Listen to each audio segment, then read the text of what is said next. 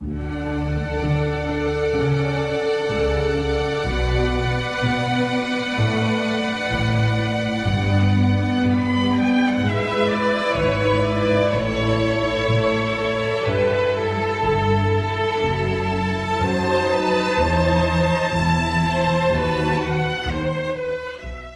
making games.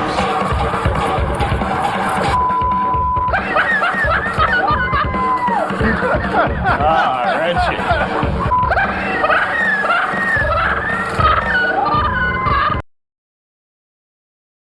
Again, check those boxes. That's going to be there. We haven't checked the online box yet, Reggie. We're waiting to check it. So this week we will hear more about this? By the end of this week, Geoff, yes, we will have ticked that box. Do we need to have you come back? I thought this was, you had a press conference, now there's more. We could certainly do that. Come on, there's 3 more days of information to be had here. But I am convinced developer that roundtable tonight. When are we going to potentially? Okay. There's a second developer roundtable as well, right? I didn't know about that. There's a Geoff. Yeah. What's wrong with you? There's a second developer roundtable.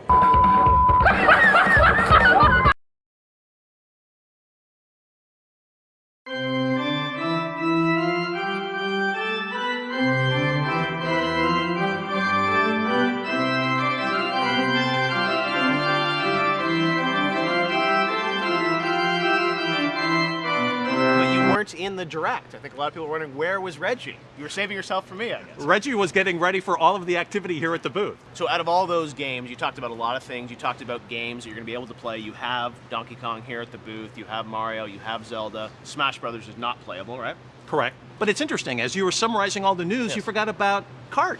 Kart will be there as well. Kart is one of the big games that that's again 2014. That is spring of 2014, right, and it's also playable here at the booth. Right. So that's exciting. And Kart's going to be one of the 4 games that'll be featured at Best Buy. Okay. So it's a lot of great information for our fans, and really all of the motivation they need to go buy the system. All right, but Smash, we're not going to see anything more than what we sort of saw there in the press conference? Well, we will be always talking about Smash and letting fans know exactly what's going on with that game. But, based on when this is airing, we've got more news to share. There's more still to come. There's always more news to share. You're checking all the boxes, right, Reggie? Again, check those boxes. Well, let's talk about, you said you were in a fortunate position with a lot of great first-party titles. One area of the Direct that was kind of weak was third-party games that are coming to the Wii U. You had a couple games from Ubisoft, from Warner Brothers. But, I have a lot of fans out there that say, hey, the third parties have abandoned Wii U. What's your response? You son of a bitch. Well, it's not true. And the fact of the matter is, if you go down the list, so Activision, Disney, Warner Brothers, Ubi, all are creating content for the platform. All of this buzz has started with some of the comments that EA has made. Right. They've come back and clarified those comments that they do have games in development. There's just nothing that is coming out right now and in the next few months. So there is content being created by third party for the system. But not nearly, I think, as much as we saw at launch. And you talk to sports gamers, they say, hey, Madden's not coming. 2K Sports announced that NBA 2K is not coming. There are a lot of genres now that you're not fulfilling this year on the Wii U. From our perspective, as a first-party publisher, as a console manufacturer, our job is to drive the install base, to reach out to a broad range of different consumers, to create an environment for third-party publishers to jump in. Right. And that's what we're looking to do.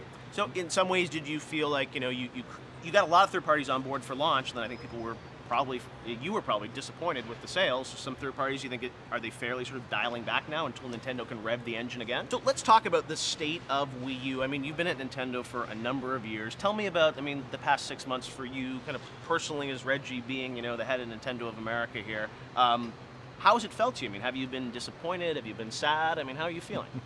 Have I been sad? Have you ever known me to be sad? I don't know. When you're back in your office, Reggie, playing with your little dolls, you never know. No.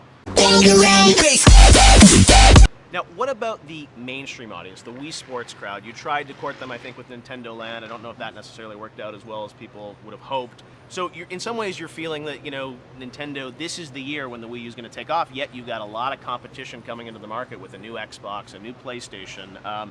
those fans are going to have even more choices this year. So, I mean, are you concerned now that it's too little too late? But then there'll be some customers that will say, well, but the only place I can play Madden and Battlefield, maybe Call of Duty or some of these other games are going to be on the other systems. And originally when you guys talked about Wii U, it was about, hey, this is an inclusive system for everyone. We're going to bring third parties in.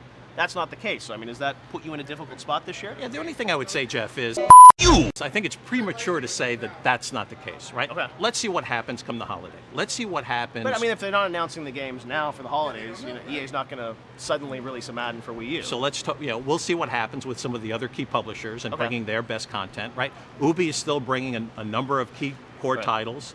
Activision will be making their various comments. So let's just wait and see what Call happens. of Duty this year? You'll have to ask Activision. Everyone's hiding some of their titles, I guess. But you do have an incredible lineup of first-party games. When we come back, we're going to talk more about those games and sort of what Nintendo is doing this week at E3. So more with Reggie. Stick around. God damn it!